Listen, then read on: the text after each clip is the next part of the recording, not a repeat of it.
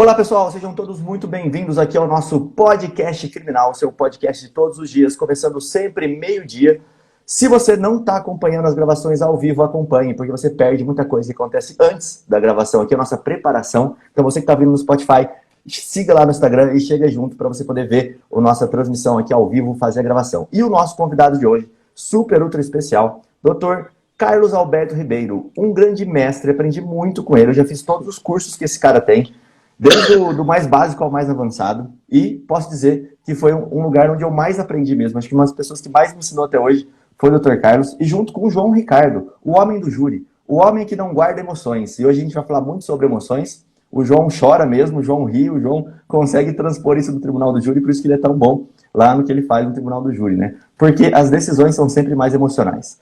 Dr. Carlos, fala um pouquinho sobre as suas... Deixa eu dar boas-vindas pro pessoal. Tá aqui, bom, pode ir lá, pode ir lá. Vai lá, João, vai lá. Né? Tô aqui vendo o pessoal falando sobre mim. Não vou falar nome por nome, porque senão vou ser injusto. Mas esse pessoal que nos acompanha aqui ao vivo, eles são fiéis demais, são um amor. Obrigado, pessoal, por tanto carinho para comigo. E é por isso, por causa de vocês, que a gente vem aqui todo dia, sempre ao meio-dia, sempre com um convidado muito especial. Então, antes de dar bom dia para qualquer pessoa, quero agradecer a todos vocês que estão aqui ao vivo com a gente no Instagram.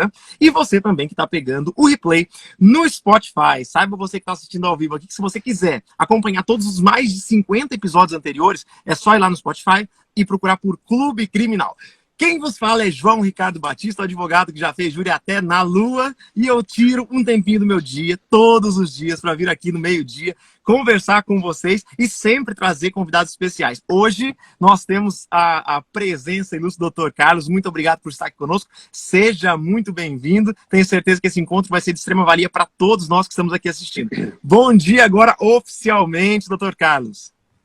Opa, bom dia a todo mundo também aí, é um prazer, é uma honra estar sempre com vocês e vamos tentar ajudar de alguma forma aí, né, os advogados a entenderem melhor o que acontece nas travas, nos bloqueios, por que as coisas de repente não acontecem de uma forma tão tranquila, né, e vamos que vamos. Obrigado pelo convite, Rodrigão, tamo junto. Ô, Rodrigo, deixa eu fazer uma pergunta, Dr. Carlos. Antes de mais nada, é importante você saber, isso aqui é um podcast chamado Clube Criminal. A gente traz majoritariamente criminalistas aqui. E aí a pessoa que está aqui assistindo ao vivo, né, tá vendo aqui um jaleco branco, fala, que esse criminalista de jaleco branco, sendo que beca é preta, né? Então, antes de mais nada, se apresenta pra gente saber quem é você, né, o que você faz, e daqui a pouco a gente vai falar qual que é a pertinência dessa sua especialidade com o direito criminal. Então, antes de mais nada, saiba, é muito importante, eu, advogado, João Ricardo Batista, atuo muito no júri, eu estudo muito a área desse homem aqui que vai falar com vocês, tá?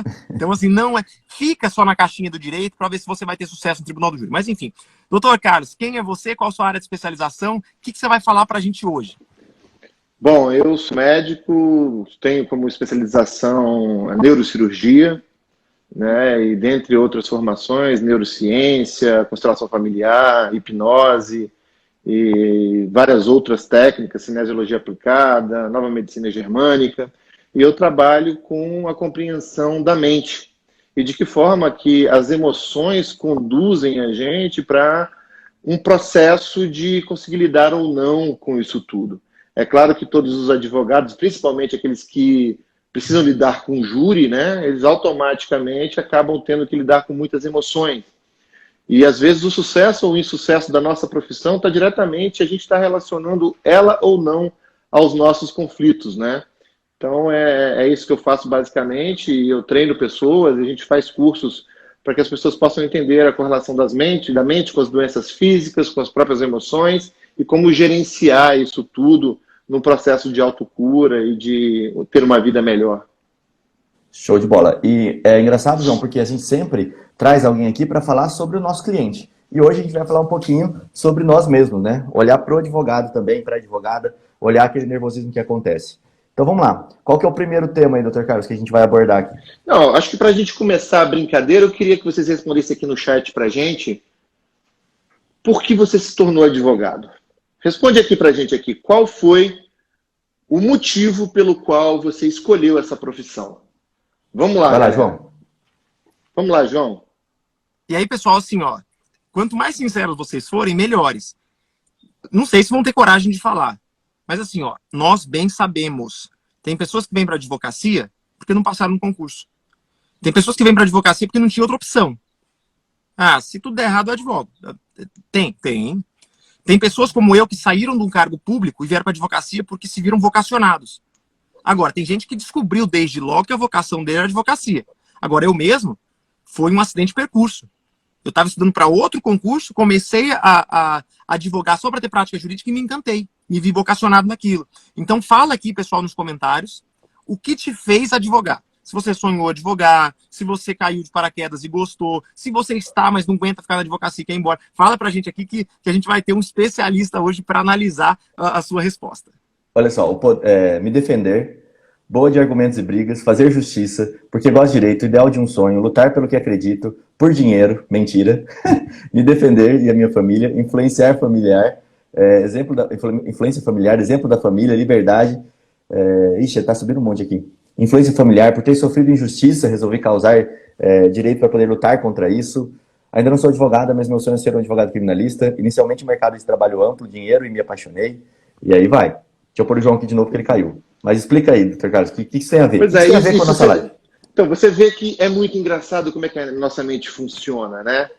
A gente, e um bom advogado, geralmente vai ser aquele que corre atrás da sua dor. Então você viu aí, Rodrigo, que tinha muitas pessoas falando que fizeram direito por conta de injustiça, para poder se defender, para poder discutir, argumentar e vivenciar de alguma forma alguma injustiça que aconteceu na vida. E isso acontece, gente, não só no direito, com todas as profissões acontece isso, né? Por que eu me tornei médico? Né? Porque eu tinha uma criança que precisava de ser cuidada, que não foi cuidada. Né? Por que um professor se torna professor? Porque ele, de repente, quer educar ou vivenciar alguma coisa que ele não conseguiu vivenciar. Então, é muito frequente, por exemplo, um esportista, um atleta de alta performance, geralmente esse cara tem uma temática de impotência e desvalorização, em que através do esporte ele consegue performar e se tornar alguém. Então, assim, é muito importante que a gente entenda que o nosso cérebro, ele só é capaz de reconhecer aquilo que ele foi apresentado. Ele não tem condições de reconhecer aquilo que ele não sabe. Então, imagina se a gente estivesse vivendo aqui há 500 anos atrás e eu virasse para algum de vocês e falasse, por favor, pega ali o meu iPhone que está em cima da mesa. É claro que o seu cérebro não saberia o que é isso e ficaria naquela dúvida, iPhone, o que é isso? Então, quando a gente escolhe alguma coisa na vida, aí vocês podem ver, por exemplo, psicólogos, a grande maioria de psicólogo e psiquiatra são pessoas que querem entender as suas dores emocionais. Então a gente acaba se especializando naquilo que é a nossa maior dor. E isso pode ser uma coisa muito boa, mas pode ser também uma coisa de muito sofrimento. Porque se a gente corre sempre atrás do nosso rabo, a gente pode viver a nossa vida inteira na dor. E isso, é claro, faz com que você se torne um advogado de alta performance, extremamente especializado, capaz de defender qualquer um de qualquer causa, mas pode ser também que você não consiga se livrar das suas dores mais importantes, que são as suas dores emocionais. E é fundamental que para a gente estar numa vida de qualidade, de prosperidade, que afinal de contas não é só o financeiro, não é só o trabalho, isso também tem as minhas relações, de onde eu vim, o que aconteceu. Então eu preciso olhar para isso também num processo de autocura. Porque é muito importante a gente entender, gente, que muitas das nossas dores, elas acontecem, por exemplo, nos nossos ancestrais. O que aconteceu na tua vida ancestral? De onde você veio? Ou você acha que você simplesmente carrega a informação daquilo que teu pai e a tua mãe trouxeram através do óvulo espermatozoide? Não, a gente é um conjunto de coisas. Então, o que os seus ancestrais viveram?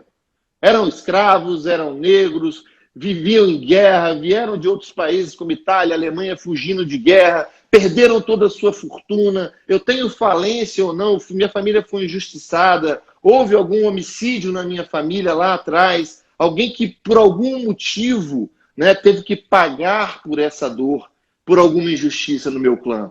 Então a gente não faz essa análise, mas às vezes a dor está lá atrás. E a gente vem, às vezes, no mundo como um objeto para tentar resgatar essa dor que aconteceu lá atrás. E a gente vem impulsionado de uma questão de justiça. Eu mereço justiça, tem que ter justiça, porque de repente invadiram as terras do meu avô, tomaram tudo e minha família agora ficou pobre, necessitada, e isso foi uma grande injustiça que eu vivi. Então a gente acaba carregando muitas das vezes dores do nosso clã. Isso também pode acontecer quando o nosso pai e a nossa mãe vivenciam essas injustiças também. Ora, o que acontece se meu pai foi traído, se meu pai perdeu o emprego, se alguém chegou lá e roubou tudo dele, ou se meu pai batia na minha mãe, ou se meu pai me batia muito, e aí chegou a assassinar alguém, ou meu pai fez alguma coisa e não tinha alguém para defender o meu pai, por isso ele foi preso. Onde está a minha noção de justiça?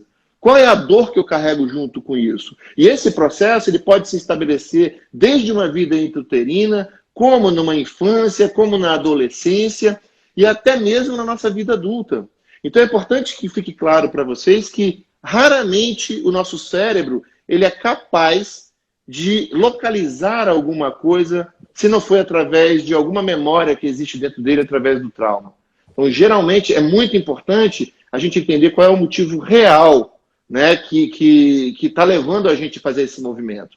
E é claro que existem as exceções, a gente seria muito ridículo se falasse que as pessoas não fazem isso por amor. Mas existem problemas também quando eu faço isso porque todo mundo na minha família é médico, todo mundo na minha família é advogado, e aí eu tenho que seguir esse fluxo. Então, será que esse fluxo é normal e natural para mim? Porque se não for, eu estiver só seguindo o fluxo, gente, pode ser que isso seja um empecilho de eu conseguir fazer com que eu me torne um advogado mais potente, que eu consiga resolver.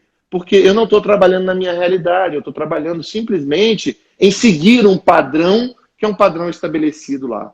Então é muito importante a gente entender que justiça é essa, onde essa justiça foi deixada de cumprir, de ser cumprida, onde foi que alguma dor do meu passado, tanto ancestral quanto agora, pode ter atrelado para que eu queira justiça o tempo todo. Então essa é a primeira questão que eu acho que é importante a gente entender, que a gente olha para aquilo que é a nossa dor com o objetivo de tentar superar essa dor. Isso faz muito sentido, né? O João até compartilhou esses tempos aí que ele teve uma infância que ele apanhava, né, João? Não sei se você pode falar sobre isso ou não, mas faz bastante sentido, que estou vendo aqui pelos comentários também, o pessoal todo se identificando ali. Rodrigo, assim, é até legal falar com o Dr. Carlos, e aí eu não é uma consulta que eu quero fazer ao vivo aqui, mas quem sabe o meu caso possa ajudar os colegas também.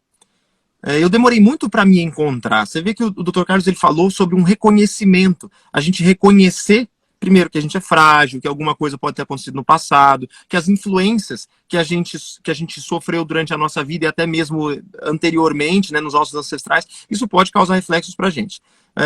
Eu mesmo tive uma infância bem difícil, sabe, com bastante agressão e tal, e demorou muito na minha vida para eu me encontrar, para eu perceber, falar, peraí, olha, isso aqui é fruto de um trauma. Olha, eu estou sofrendo os reflexos emocionais de algo que aconteceu no passado, que a vida inteira eu coloquei para debaixo do tapete. Então, eu gostaria que o Dr. Carlos, se possível, falasse. Para mim, pelo menos, foi muito importante o momento do reconhecimento. Sabe, a gente não percebe que a gente enxerga as coisas de uma maneira distorcida, muitas vezes, em função dos nossos traumas, em função disso tudo que o Dr. Carlos falou, que nos precede.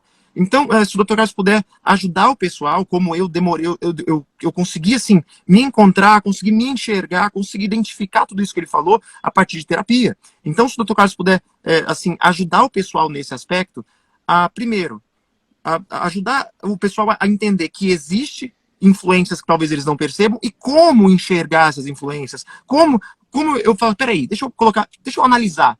Quais são os sintomas? Para a gente ajudar as pessoas que talvez nem perceberam que estão precisando se enxergar ou precisando encontrar isso que passou e não conseguem. Então, se o doutor pudesse assim, nos ajudar nesse aspecto, falar assim, peraí, olha só, esses são os sinais, acontece isso com você? Como enxergar? Qual o momento ideal para você realmente se encontrar nesse aspecto, assim, sabe? Conseguir ler de uma maneira mais objetiva a sua própria vida pretérita.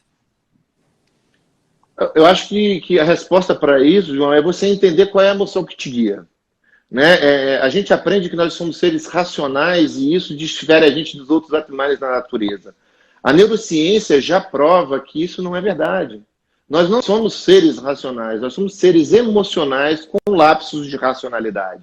Então é muito importante que a gente pare de olhar para fora e olhe para dentro. Que emoção é que me motiva? Porque se eu estou correndo atrás de alguma forma, revoltado contra o sistema, contra a injustiça do mundo, e isso faz com que eu me coloque num topo de emoção, de raiva, de ódio, de medo ou qualquer coisa nesse sentido, isso significa que tem uma dor atrelada. Porque uma coisa é você trabalhar com as injustiças no equilíbrio. Mas quando isso atrela uma emoção que vem até aqui e te deixa revoltado, indignado, isso significa que passou do limite e que provavelmente existe uma dor associada a esse processo. Então esse é o principal guia. Gente, a gente só consegue ser melhor na vida se a gente conseguir olhar para dentro da gente. Principalmente, quais são as emoções que fazem com que a gente haja. A gente tem 3 grandes centros de força no nosso corpo. A razão, a emoção e o instinto. O instinto é a ação que impulsiona a gente a fazer algumas coisas. E essa ação, ela está sendo guiada pelo quê? Ou pela nossa emoção, ou pelo nosso intelecto. Então a gente precisa entender onde está a nossa dor. E toda vez que é demais, toda vez que eu hiperreajo, toda vez que alguém fala alguma coisa, isso me toca e me traz uma emoção muito forte, isso significa que tem alguma coisa atrelado. Se eu virar para vocês aqui e falar assim, cara, vocês são um bando de verde. Vocês são verdes. Cara, você vai dar gargalhada, não é verdade? Eu vou falar, porra, não tem lógica nenhuma. Agora, se eu virar para vocês e falar que vocês são impotentes, que vocês são incapazes, que vocês são péssimos advogados, que vocês não defendem seus clientes corretamente, isso pode trazer em vocês emoções que provavelmente estão atreladas à dor de vocês. Porque aquilo que não tem significância no nosso cérebro, o nosso cérebro não é capaz de reconhecer. Então esse é o gatilho, o ponto-chave. Reconheçam as suas emoções e quais são os motivos, né? E as emoções que estão relacionadas às tuas ações. O que está te motivando a fazer isso? Eu acho que esse é o primeiro sinal, João, para a gente conseguir diagnosticar alguma coisa. E uma coisa que é muito importante também, que eu sempre falo muito para os nossos clientes, né? Baseado nisso, todo o processo terapêutico que a gente vai fazer, a primeira pergunta que eu faço é, tá bom, você é um puta advogado, um puta criminalista, você defende com unhas e dentes, igual o João. E aí eu pergunto para o João, se eu tirar toda essa agressão que você tirou, que você teve, toda essa injustiça que você teve, toda essa violência que você passou na tua infância, você acha que você vai continuar sendo o advogado com a competência que você tem? Porque isso é muito importante, gente, porque às vezes o que motiva a gente a dar o próximo passo é a nossa dor. E a gente, como terapeuta e como pessoas, precisa ter a certeza de que a pessoa vai continuar se desenvolvendo em sua plenitude. Então, é muito importante a gente reconhecer a dor e saber qual o risco que a gente pode correr se a gente mexer nela ou não. Show de bola. Esse ganho, né, secundário aí, por exemplo, o João ele pode extravasar isso do plenário e para ele tá tudo bem. Olha, eu sofri lá atrás, eu tenho minha dor aqui dentro, mas é a questão que você falou do equilíbrio, né? Eu tenho essa dor aqui dentro, mas eu consigo canalizar ela para um local onde eu vou performar muito bem, porque eu me coloco ali. E aí a pergunta, Carlos, é assim, e essa questão do meu relacionamento com os meus pais, meu relacionamento com a vida, com meu marido, isso influencia, ou com a minha mulher, isso influencia na hora que eu vou performar? Por exemplo, eu estou numa audiência e de repente eu sou a pessoa que mais briga lá dentro, que bate na mesa, que grita. Ou ao contrário, eu sou a pessoa que fica quietinha, que aceita tudo. Isso tem uma influência? Claro que tem, claro que tem. A natureza ela é perfeita, ela criou seres totalmente diferentes. Isso que é importante, a gente entender quem a gente é quando a gente vai escolher um ramo de ação que a gente vai fazer. Eu não conheço muito a área da advocacia, mas eu acredito que dentro do tribunal do júri, a performance é muito importante. Você performar é muito importante. E aí o que a gente precisa entender? A natureza, para que a gente aumentasse as chances de sobrevida, ela dividiu a gente em seres diferentes. Então, a primeira divisão que a natureza fez para a gente foi dividir a gente em homem e mulher. Teoricamente, o homem ele tem mais a energia da ação, ele tem mais a energia da performance, ele está mais para fora. Porém, a mulher, geralmente, ela está mais para cuidar, para dentro, para ser a acolhedora.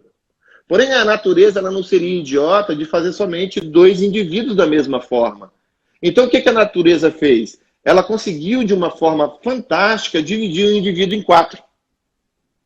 Ou seja, a gente tem, além de homem e mulher, uma dominância cerebral. E essa dominância cerebral vai classificar a gente em homens destros, homem canhoto, mulher destra e mulher canhoto. Mulher canhota.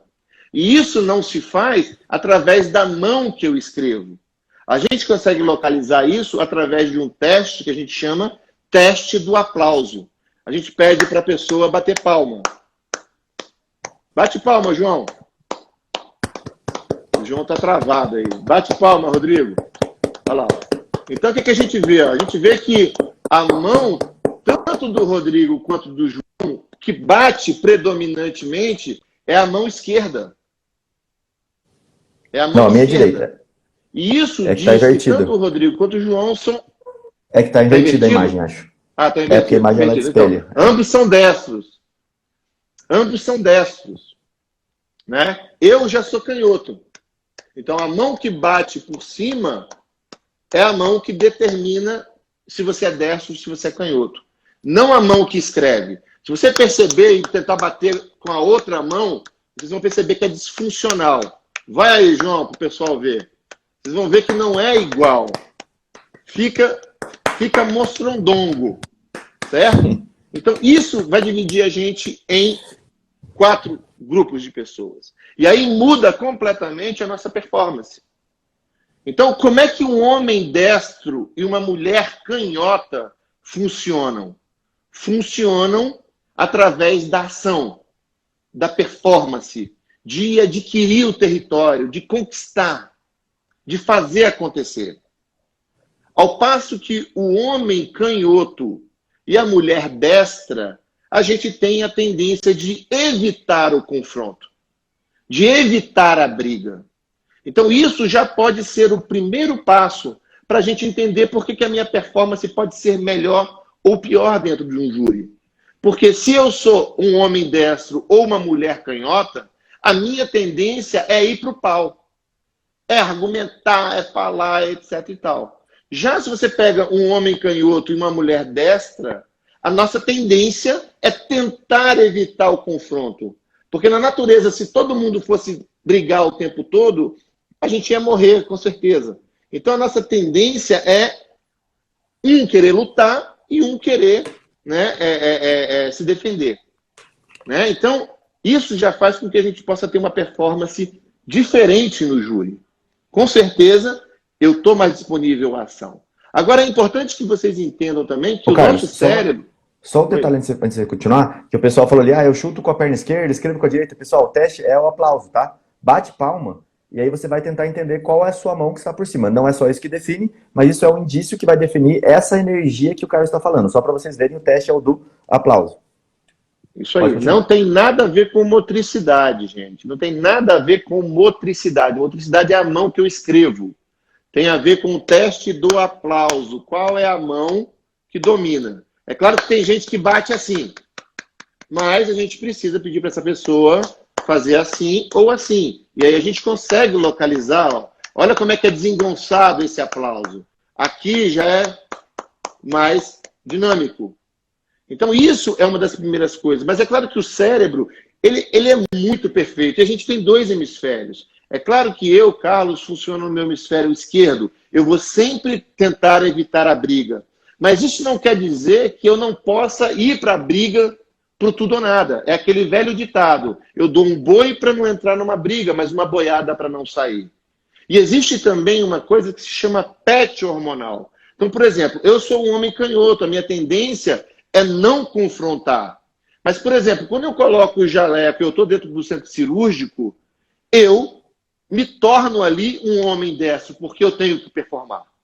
O problema é quando a gente adoece ficando somente no que a gente chama de PET hormonal. Então isso é muito importante, Rodrigo, e respondendo a tua pergunta, faz com que a gente possa agir melhor diante de uma performance ou não. E uma outra coisa que é fundamental para que a gente entenda isso é a nossa posição dentro da nossa grade de lealdade familiar. Porque a posição em que a gente nasce na nossa família significa qual é a responsabilidade que a gente veio cumprir aqui. Então a gente divide da seguinte forma: é o quadrado mágico. A gente divide em 3 colunas e 4 linhas. Sendo que o primeiro filho, ele tem a função do varão. Qual é a função do varão, gente? É ir substituir o pai, correr atrás da grana, ir para a vida, performar. É o masculino. Já o segundo filho tem a função do cuidador. Era aquele que estaria na família para poder cuidar desse clã, ajudar a mãe, ajudar a cuidar das outras crianças, cuidar. Energia mais feminina. E o terceiro filho se coloca na energia neutra, né? E a energia neutra está diretamente relacionado com aqueles que se tornavam padres, comunicadores. Então, o que acontece? Com isso também, a gente pode performar mais ou não, de repente, num tribunal do júri. Porque, por exemplo, se eu sou um primeiro filho, varão, e sou destro, eu tenho uma energia de ação, de performance muito masculina. Então, eu vou ter mais capacidade de chegar lá, de fazer, de performar. Agora, se eu sou uma mulher destra, então já sou feminina, já tenho, né, a questão de evitar o confronto, e além disso eu sou uma cuidadora, pode ser que diante de um tribunal do júri, para mim seja extremamente traumático enfrentar aquilo. Então, diante dessas posições que a gente se coloca, é fundamental que a gente entenda se o melhor para mim é fazer uma área criminal ou, de repente, eu me tratar e escolher uma outra área. Família, por exemplo, ou civil, ou trabalhista, porque, de repente, eu estou correndo atrás de um confronto e eu não tenho condições biológicas para isso. Então, olha só a importância da gente se entender, da gente se compreender, para saber por que, de repente, a gente não está conseguindo performar. Não é só porque eu não quero, porque eu procrastino, porque eu não sou capaz de, etc, etc e tal. Às vezes, biologicamente, eu não tenho a condição para exercer esse papel. Porque a natureza cria seres diferentes para exercer funções diferentes, para que em um momento de doença, como a gente está vendo agora, por exemplo, no Covid, morra somente aquelas pessoas que são suscetíveis. Porque aquelas que não são suscetíveis, elas não vão nem adoecer. E é assim na nossa vida também. Eu tenho certeza que vocês não são suscetíveis a serem neurocirurgião, a pegar um bisturi, arrancar a cabeça do cara, arrancar a calota, ao mesmo passo que eu não sou suscetível a encarar um tribunal do júri, a decorar todos esses artigos, todas as coisas que tem na Constituição. Então, a natureza faz isso, gente. A gente tem que se localizar, se entender, entender quais são as emoções que estão guiando a gente para que a gente possa caminhar na vida cada vez mais e de uma forma mais equilibrada possível. Ô, Carlos, Doutor, só para... Desculpa, a doutora Raquel está falando aqui, se possível o senhor indicar, para nós que somos do direito, algum tipo de literatura, para a gente ter mais acesso a esse tipo de informação. Se tiver como, assim, seria muito interessante, assim, um material introdutório, para a gente começar a se aprofundar mais, porque isso é algo de interesse coletivo aqui, né? Pois é, infelizmente, João, isso tudo que eu estou falando é considerado pela ciência como pseudociência. Porque, infelizmente, a medicina hoje é guiada pelas indústrias farmacêuticas, né? E vocês sabem que o interesse é sempre a gente fazer pesquisas e trabalhar com aquilo que traz retorno financeiro. A gente devolver o poder para as pessoas e falar, olha, você precisa se curar para você ter uma vida melhor, isso não interessa porque a gente tira, né, o controle do gado, que é o que é estipulado na nossa sociedade. Então, o que a gente pode sugerir para vocês é que busquem sobre os conhecimentos da nova medicina germânica, conhecimentos da constelação familiar sistêmica, conhecimentos de hipnose, são todos isso de onde a gente tira esses argumentos para a gente poder conversar sobre isso. E o pessoal, eu ia falar isso também, esses conceitos, pessoal, eles não estão ligados com o conceito de direito. De falar assim, olha, dentro de uma família, a família tem que ser assim ou assado, não é isso. São conceitos de estudos que foram sendo feitos, por exemplo, constelação familiar, e aí vai, para que pudesse determinar qual é a energia daquela pessoa. Então, dentro de um trabalho ali de terapia, você vai entender qual que é aquela energia daquela pessoa e qual que é o problema que ela está tendo. Porque tem muita gente que fala assim, olha, eu chego num local e eu não consigo performar. Ou eu estou sempre precisando ter essa super performance que o Carlos falou. Ah, eu sou uma pessoa, por exemplo, eu sou o terceiro filho. Então eu tenho uma energia mais neutra ali. Eu não sou aquela pessoa agressiva que vai para cima, que energia lá do primeiro filho. É só energia. É só para eu me entender e saber que quando eu precisar atacar, eu vou ter que mudar o meu estilo. Eu vou ter que ir para uma coisa que eu não tô naquele momento, que eu não sou. Eu vou ter que ir para um pet hormonal, como ele falou. Eu vou ter que desempenhar um outro lado. É mais ou menos para esse lado. Não é um conceito de família do direito, tá? É uma outra visão. É para você olhar para você e ver se isso serve, faz sentido, né? Mais ou menos por aí. E daí a importância da constelação familiar hoje no direito, né?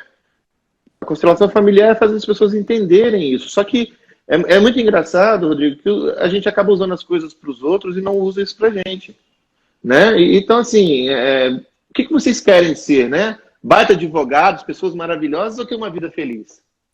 É escolha. Então, é por isso que a gente precisa ter essas informações para a gente entender. Porque não tem como você viver na dor que está te impulsionando para você ser essa pessoa que vai fazer essa loucura toda e, ao mesmo tempo, você ter sua criança doente. Você está fora daquele teu equilíbrio. Fora de você trabalhar com as coisas que são o que vai te trazer estabilidade emocional. Não adianta você ir para toda a sessão do júri e chega lá você está revivendo a tua dor. Porque toda vez que a gente revive a nossa dor, a gente está enchendo o nosso copo. É por isso que todo mundo fala, se você mexe com terapia, se você é psicólogo, etc e tal, é fundamental que você se trate também. Por que a gente fala isso? Porque toda vez que a gente entra na dor do outro, a gente está entrando na nossa própria dor. Então, poxa, se o João for para toda a audiência criminal dele e chegar lá, vivenciar abusos, vivenciar violência, vivenciar crime, ele não vai saber fazer a diferença daquele crime que ele está defendendo do que ele passou na vida dele. Então isso vai fazendo com que a gente se empilhe, que chega a hora que o cara não vai conseguir mais fazer júri. Porque a dor dele está tão intensa que ele não vai conseguir mais fazer diferente. Exatamente. Aí perguntaram aqui, ó, como explicar mulheres destras que vão tão bem no tribunal do júri, né? Que conseguem... Eu ia falar sobre isso. Pode falar, assim, eu tenho o meu pitaco com relação a isso. Primeiro, no tribunal do júri, eu mesmo sou um perfil um pouco diferente. Né? Tem alguns advogados, vou citar um, por exemplo, o doutor Daledoni. É um perfil muito mais combativo que o meu.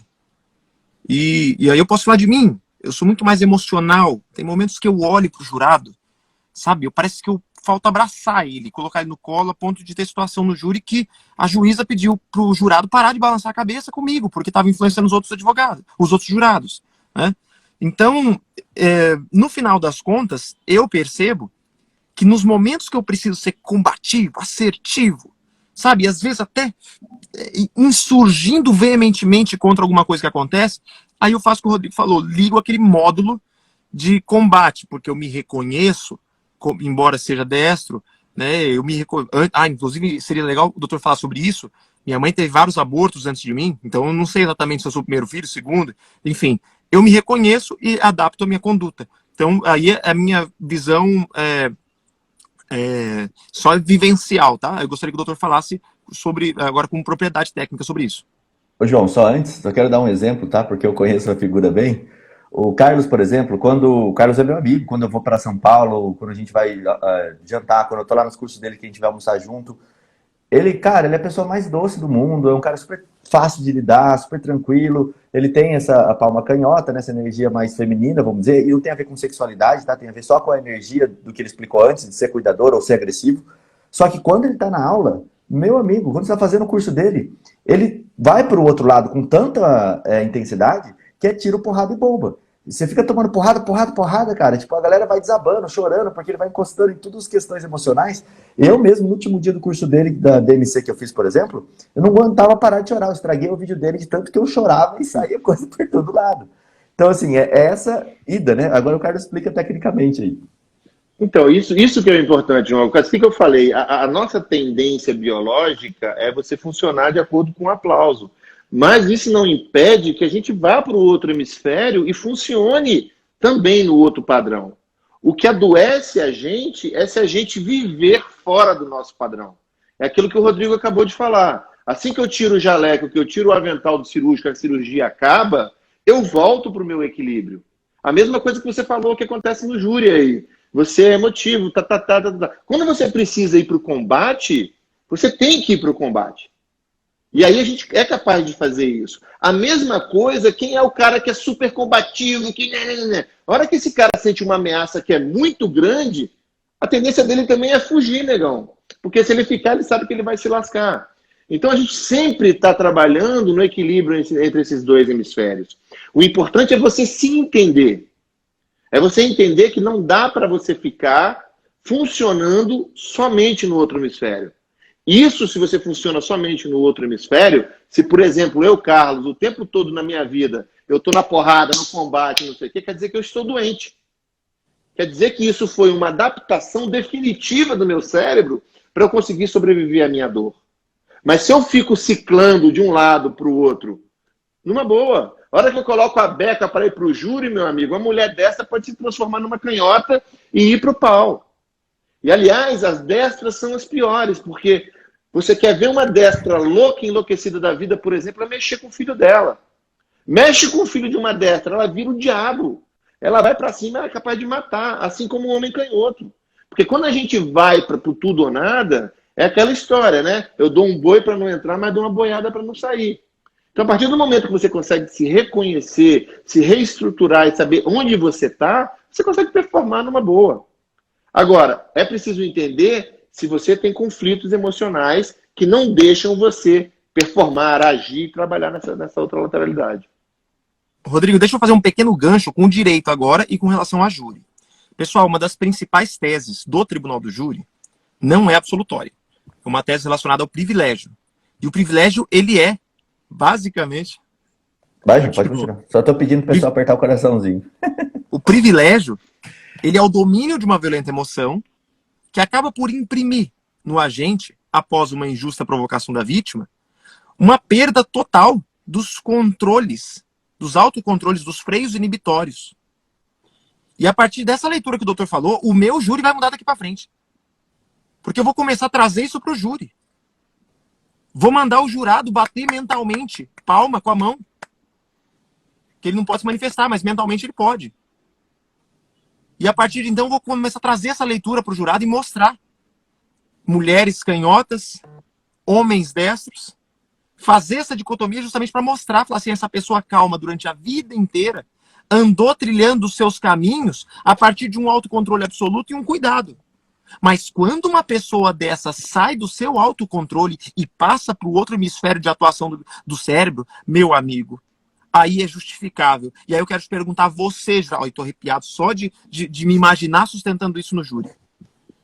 Galera, isso aqui pode ser inclusive técnica, eu vou me aprofundar nisso para eu colocar nas minhas sustentações. Técnica para sustentação do júri quando em privilégio. Privilégio é o domínio de violenta emoção, logo após uma injusta provocação da vítima, que faz a pessoa perder o seu freio inibitório e agir de uma maneira totalmente diferente do que ela veio agindo até então. Junto com isso, eu posso contribuir um pouco mais, João, te dizendo que durante o processo evolutivo do cérebro, a gente evoluiu o cérebro em 3 etapas. A primeira etapa foi construindo uma parte do cérebro chamada tronco cerebral, que é o que controla o funcionamento do nosso corpo. Essa parte, ele cuida do batimento do coração, do sistema imunológico, das trocas gasosas, da produção de urina, de fezes e assim sucessivamente. Quando a gente se torna mamífero na evolução do planeta, surgem as emoções. Então, o cérebro racional, que é o terceiro passo, ele só tem 120 mil anos de evolução. E é um processo extremamente relacionado com a aquisição cultural, porque emoção e controle do corpo, todo mundo nasce. Agora, com a capacidade do controle inibitório, está diretamente relacionado com o nível intelectual da pessoa. Quanto menor o nível intelectual, maior a chance da gente querer resolver na porrada, o animal querer resolver o problema.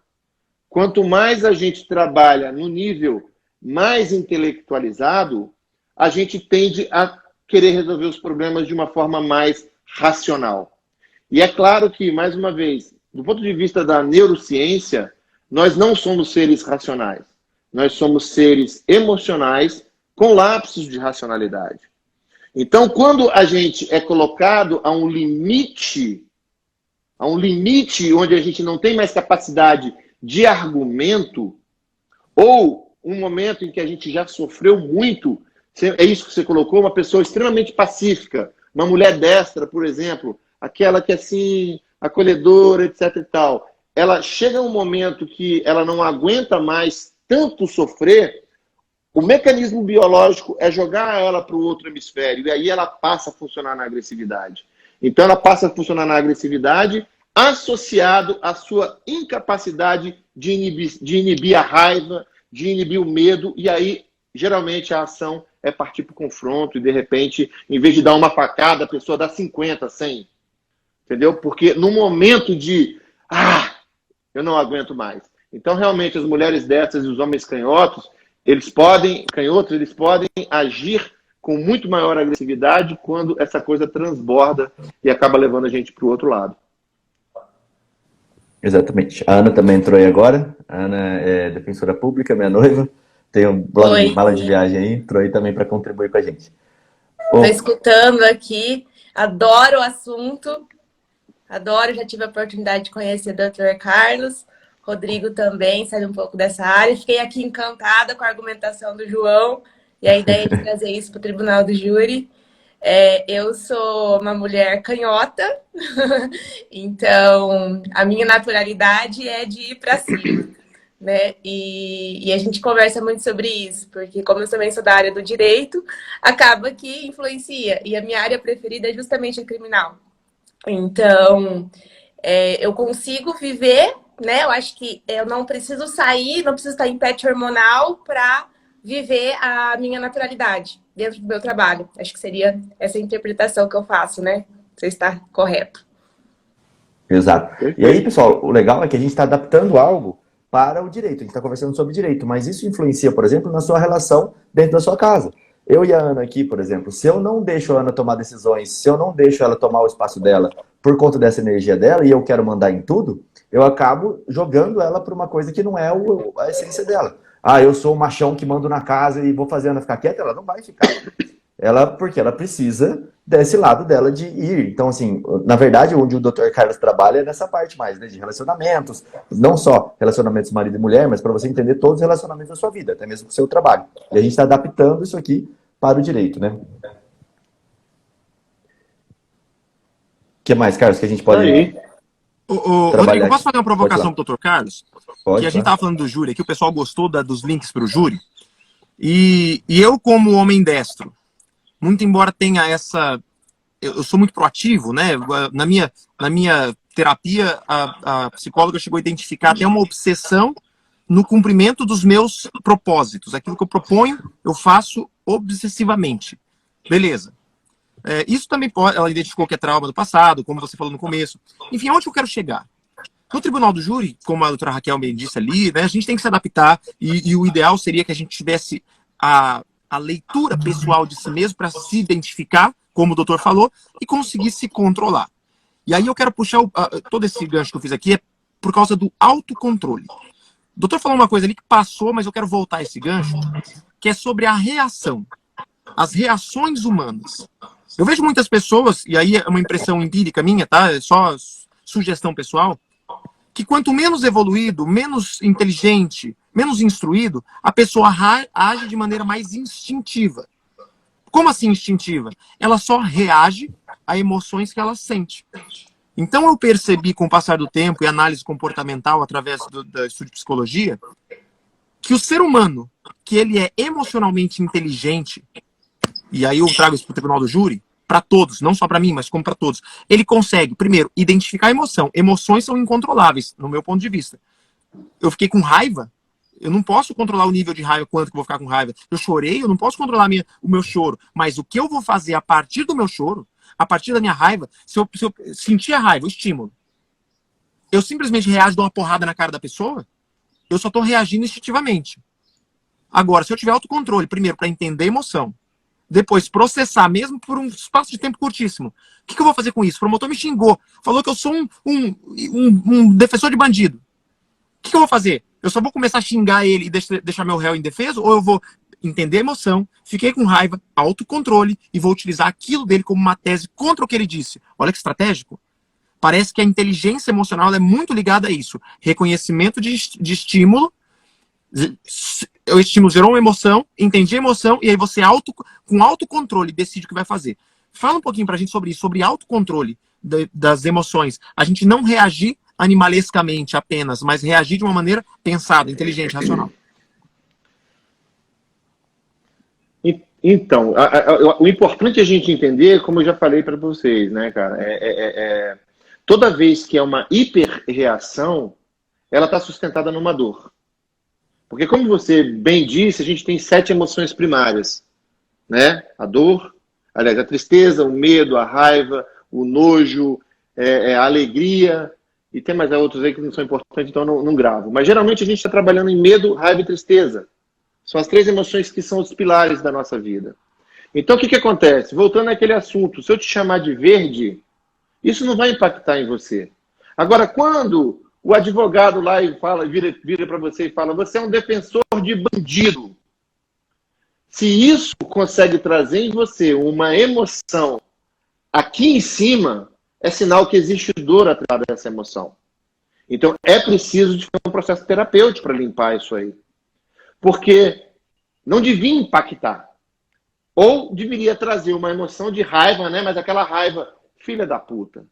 Esse cara, eu vou dar um jeito nele. E não você perder o controle e começar a bater boca. Então, se você. Não tem aquela história de que se você começa a bater boca, você perdeu a razão? É justamente isso. O que me leva a conseguir perder a razão? É quando o cara transborda o copo. Porque se você tem uma capacidade intelectual, e isso aí, mais uma vez a gente vai falou, isso a gente não nasce com ele. A gente tem um lobo do nosso cérebro que chama lobo pré-frontal, que ele traz toda a nossa capacidade de avaliação, de julgamento, né, de racionalidade, etc. e tal. E isso é diretamente relacionado a aprendizado, a estudar.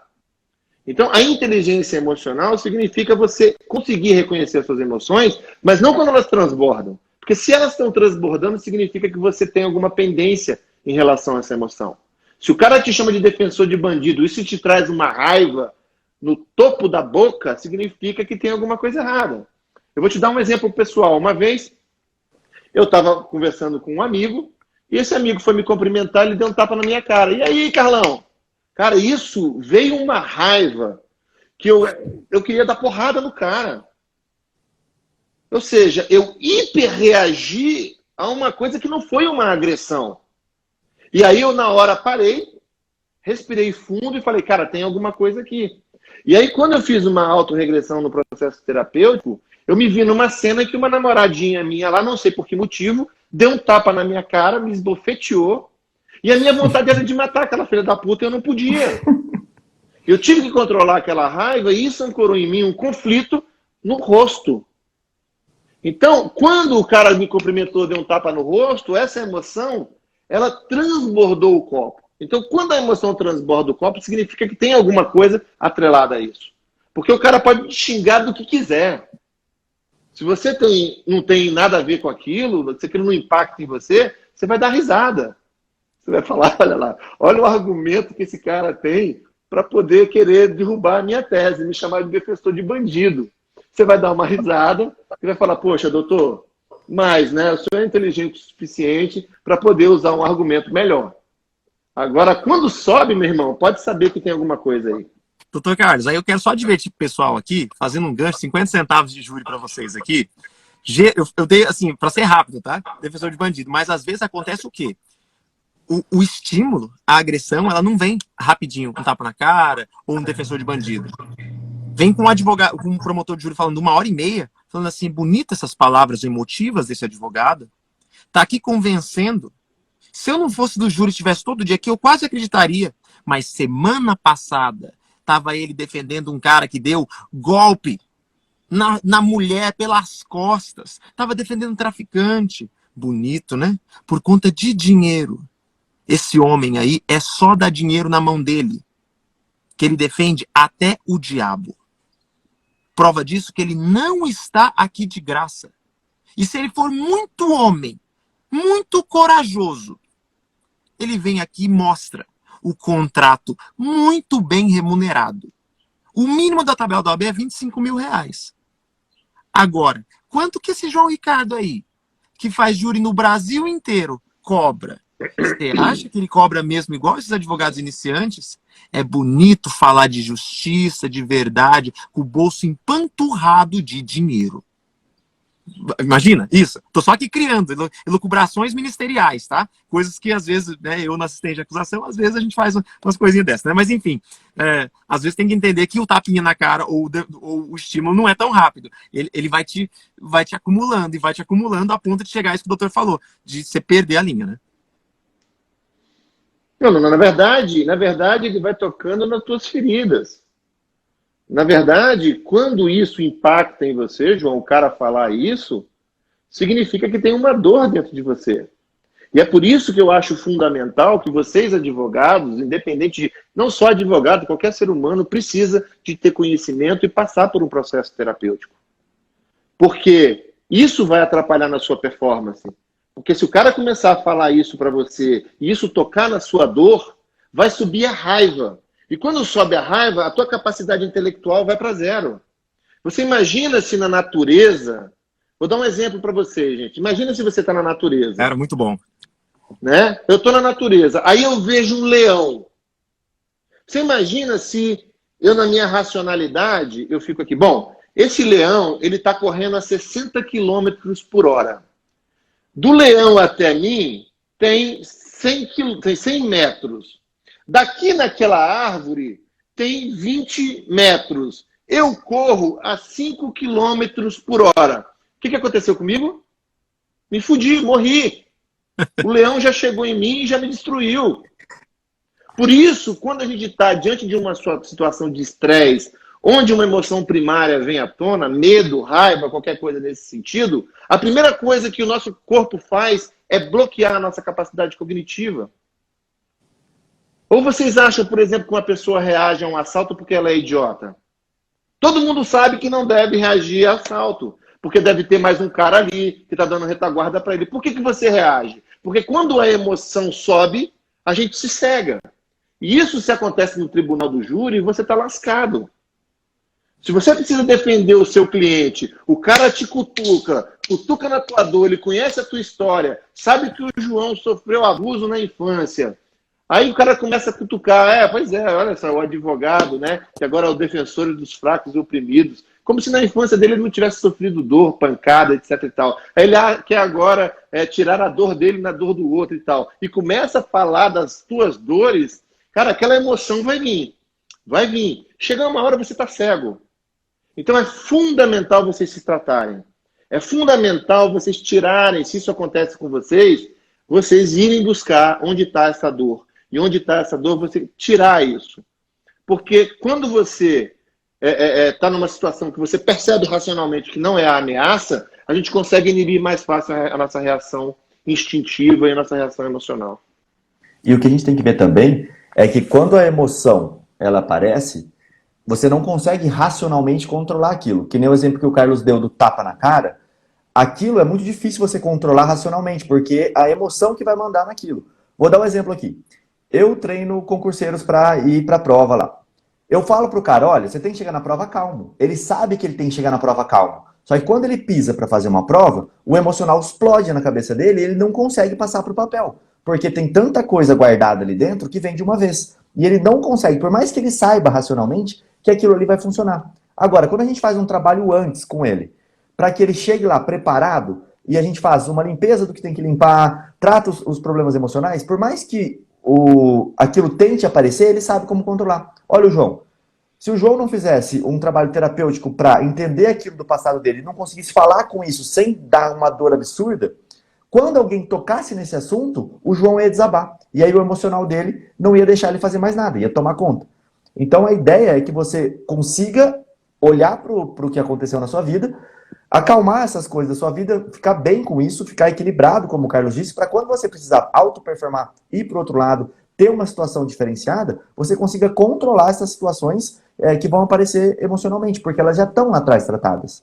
Não vai ter mais problema se eu chegar e fizer assim no Carlos, porque ele já entendeu o que foi, já acalmou aquela situação, então o corpo dele não reage mais com aquela emoção bruta quando isso acontece. Esse gatilho é ativado, vamos dizer assim, né? Mais ou menos por aí. E é importante a gente entender que, por conta dessa hierarquia cerebral, existem coisas que são prioridades em relação ao nosso sistema nervoso. Um exemplo disso, se você está doido para ir no banheiro fazer um número 2, tô ali, velho, ou um número 1, tô ali me rasgando. Junto com isso, eu tô morrendo de saudade da mulher que eu amo. Você acha que a sua performance no júri vai ser melhor ou pior, João? Se você não for no banheiro e não matar a saudade. Então, inclusive assim, só para falar isso, é tão real, pessoal, não tem problema nenhum de falar isso. A emoção, às vezes, ela é tão forte que dá desarranjos ali. E olha, não foi nenhuma nem duas vezes que eu tive que ir lá e resolver o que eu tinha que resolver, entendeu? Mas é verdade mesmo, a gente dá problemas fisiológicos, o emocional da gente, o emocional manda na gente. Pois é. E é importante como uma estratégia, agora dando uma soluçãozinha para isso, né? Não sei como é que funciona o tribunal do júri, mas é importante que toda vez que você sentir que essa emoção está aqui no talo, de repente, se você puder pedir para o juiz ali uns 5 minutinhos para poder ir no banheiro que você está apertado, e quando chegar lá no banheiro, você imagina aquele outro juiz ou aquele advogado que te humilhou e não sei o quê, e mete a porrada no travesseiro, em alguma coisa, coloca a raiva para fora.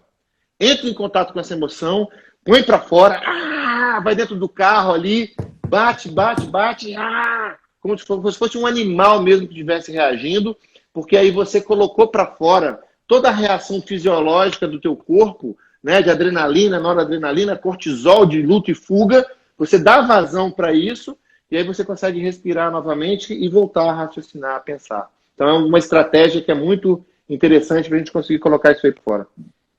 E, Carlos, é legal porque tem como você fazer isso no intervalo, porque você ouviu o promotor falar, pelo menos comigo, eu estou no tribunal do júri, eu tenho que ouvir primeiro.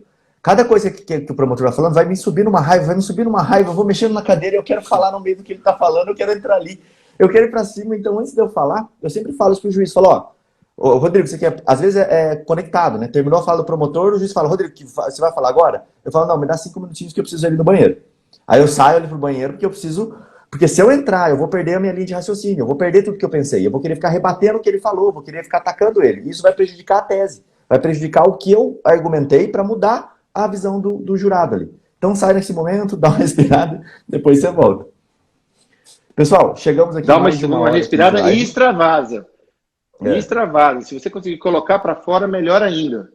Porque o seu corpo, diante dessa emoção, ele vai se preparar para lutar ou para fugir. Então, às vezes, não é só... É imaginar a pessoa mesmo e... Filha da puta, seu viado, vai tomar no seu cu. E aí, você vai sentir que o negócio vai acalmar e teu raciocínio volta ao normal novamente. Show. O pessoal tá pedindo pra você voltar uma vez por semana aqui, Carlos. Pessoal, ó, quem quer seguir o Carlos, aqui em cima tem um botãozinho, você vai apertar assim, ó. Ele aqui, tá? Aí segue lá o João, se você não segue, ou eu, se você não me segue. O Carlos ali também vai ter o perfil de todo mundo, então você aperta aqui, tá? Bom, está acabando aqui nossa live, chegando já 1 hora. Queria agradecer muito ao Dr. Carlos aqui por essas palavras, por esses ensinamentos, pra gente poder entender. Acho que o pessoal gostou bastante aí. Quem gostou, aperta o coraçãozinho aí. Então, Carlos, muito obrigado mesmo. Com certeza você vai voltar aqui mais vezes no nosso podcast para bater esse papo. E quem quiser acompanhar, pessoal, quem estiver precisando desse lado emocional, que sente que está afetado, em qualquer área da sua vida aí, ó, o Carlos, ele tem muitos cursos sobre isso. Clica aqui, fala lá com ele. Ele também faz, ele é médico neurocirurgião, mas também atende na parte de terapia, né, Carlos? Então, quem quiser, pode procurar o Carlos lá. Carlos, muito obrigado, tá? Vou deixar aí você falar as palavras finais, depois o João encerra, ou o João antes, não sei. Só finalizar antes do Dr. Carlos, obrigado a presença de todos, presença massiva. Todo dia aqui, ao meio-dia, nós estamos aqui no Instagram, João Ricardo Batista, ou Criminal na Prática, e a gente sempre está com um convidado muito especial como o Dr. Carlos. quer acompanhar os outros mais de 50 episódios, vai lá no Spotify, procura Clube Criminal, você vai ter acesso a uma imensidão de encontros, informações, conteúdos teóricos relacionados ao Tribunal do Júri, à advocacia criminal, conteúdo prático, conteúdo de tudo que você imaginar. Então vai lá, obrigado pela presença de todos e obrigado, Dr. Carlos, por essa enxurrada de informações relevantíssimas para pessoas que ousam ingressar na advocacia criminal e que estão aí, né, se relacionando todo o tempo, com família, com cliente, com pessoas que estão ao nosso redor o dia inteiro. Obrigado, Dr. Carlos. Cara, eu que agradeço. Gente, muito obrigado aí pelo tempo de vocês também. E eu acho que a mensagem final que eu gostaria de deixar para vocês é que olhem para a vida de vocês no sentido amplo, né? Não só pelo lado profissional. A gente carrega muito lixo emocional, muita dor, muita coisa que são dos nossos pais, da nossa vida, da nossa história, que a gente precisa resgatar para que a gente tenha uma vida maravilhosa. Não adianta você ser um profissional fantástico e um marido, ou uma esposa, ou uma mãe, ou uma filha, um filho, esteja todo cagado, que não consegue ter um relacionamento legal, estruturado, e até mesmo doente, com câncer, com várias doenças crônicas, porque o nosso corpo ele vai reagir se a gente não cuida das nossas emoções. Mente sã, corpo são, isso é mais antigo do que andar para trás, e isso é o que eu desejo para todos vocês, uma excelente carreira, uma excelente profissão, e continue seguindo esses caras aí, porque eles mandam muito bem. Obrigado pelo convite, Rodrigo. Espero que a gente possa se encontrar em breve aí. E quem achar que precisa de conhecer um pouco mais, segue a gente no Instagram. A gente sempre tenta fazer algumas coisas, colocar uns cursos à disposição para vocês. E, afinal de contas, autoconhecimento é autocura, né? Um beijão para todos e cuidem-se. Valeu, show de bola. Vamos terminar aqui com Letícia. Valeu, pessoal. Até a próxima.